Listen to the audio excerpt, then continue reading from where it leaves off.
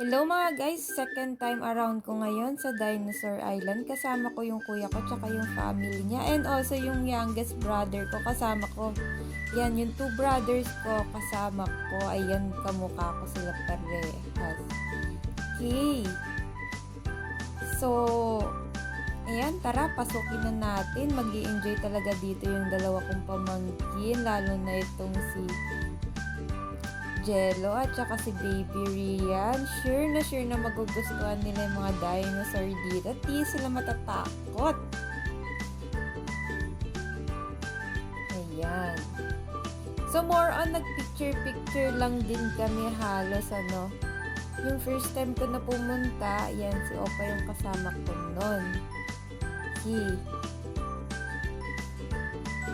So alam nyo ba mga guys, na-realize ko na kapag pala tumutok ka sa isang area dito may sensor to, tapos dun pa lang siya gagalaw at magsa-sound.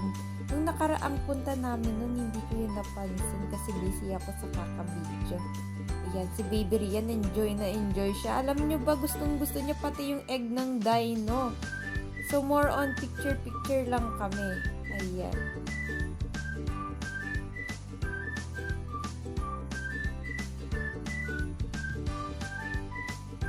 Ayan, nag-e-enjoy si Baby Rian. Nakakita ng itlog ng dino. Tuwang-tuwa siya dyan. Ayan. So, ang nangyari niyan that time, may mga lugar kasi na hindi pwedeng ipasok yung stroller. Kaya, kapag doon na sa area, may iwan kami. Tapos, kapag papasok na sila, kami naman yung papasok.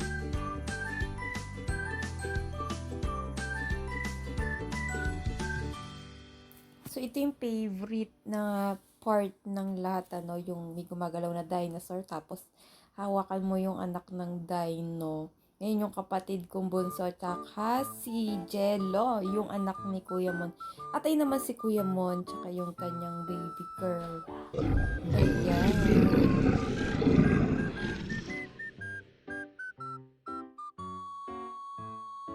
Ayan, so nag-enjoy kami talaga dito na marami pa kaming napuntahan. Actually, hindi ko lang na-videohan.